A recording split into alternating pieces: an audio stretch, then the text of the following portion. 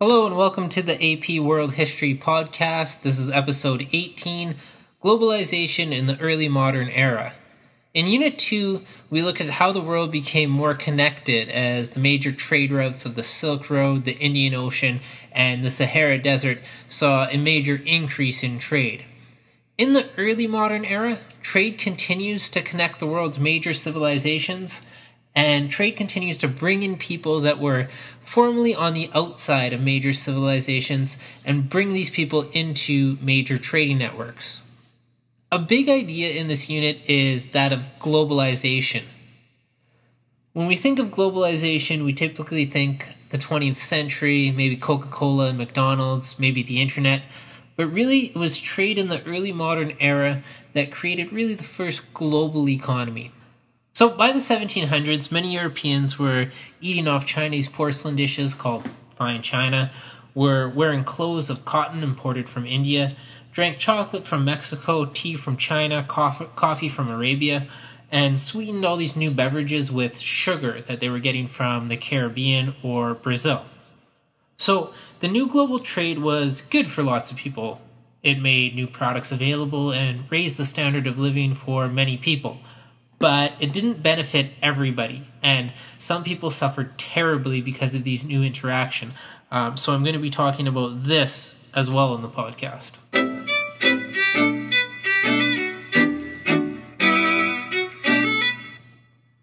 So let's start by looking at new interactions between Europe, Africa, and Asia. Last week, we looked at how Christopher Columbus sailed west in an effort to find an entrance into the markets of the Orient, but instead what he found was an island in the Caribbean. So this was an accident. Unlike America, Europeans did not arrive in Asia by accident. They knew about Asia, they knew about the wealth in Asia, and they knew they wanted to get in on that wealth. Specifically, the Crusades made Europeans aware of all the really great things that they were missing out on, things like sugar.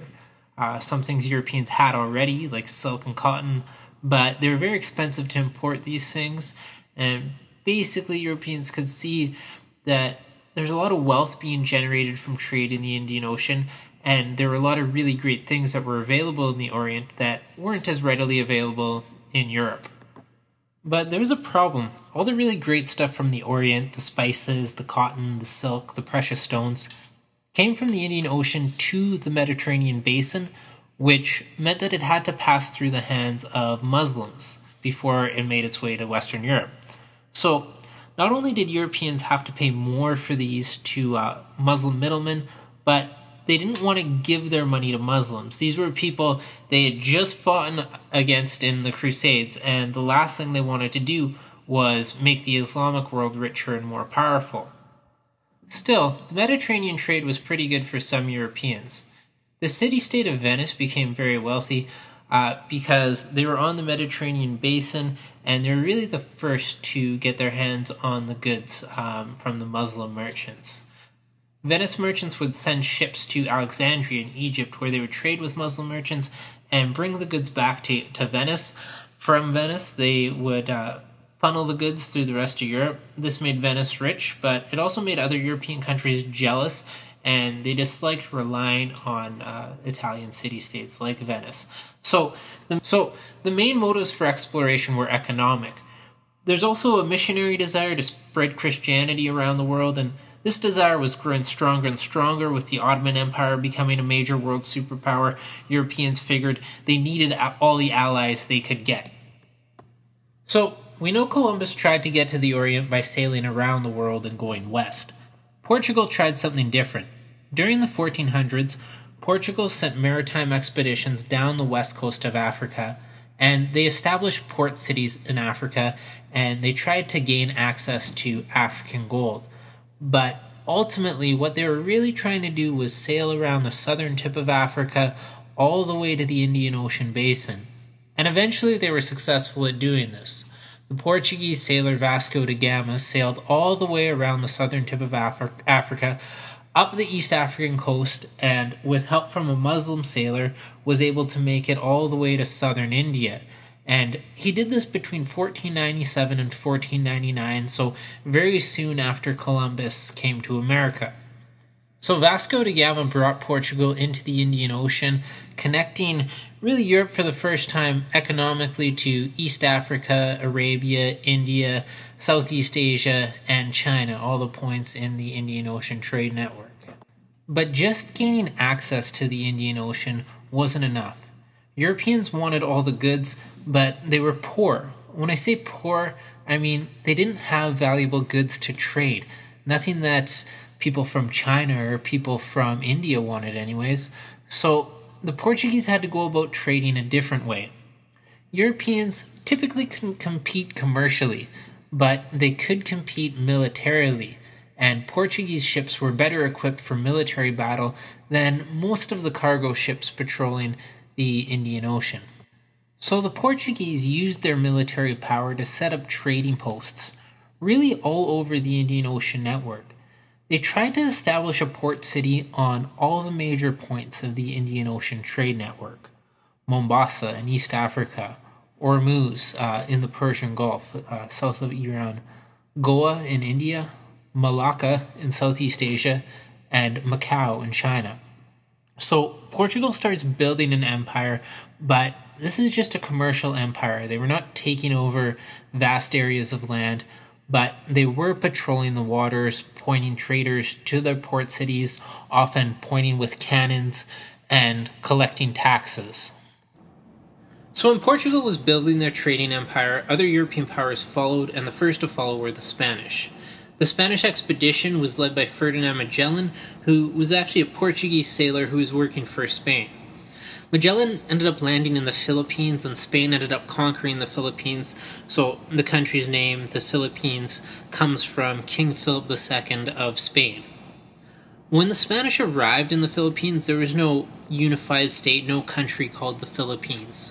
Geographically, the Philippines is really a handful of small islands, so there were different cultures, different languages, many small kingdoms, and the indigenous people weren't aware of any kind of common Filipino identity. The Spanish saw the Philippines and they thought it would make a really good base because the Philippines, they're close to China and they're close to the Spice Islands of Indonesia. And the Philippines couldn't really put up a fight against conquest. And because China or Japan hadn't really shown an interest yet in the Philippines were a good option from the Spanish point of view. So Spain really did conquer the Philippines. This was different than what Portugal was doing in the Indian Ocean. Portugal was really just setting up port cities, trading ports.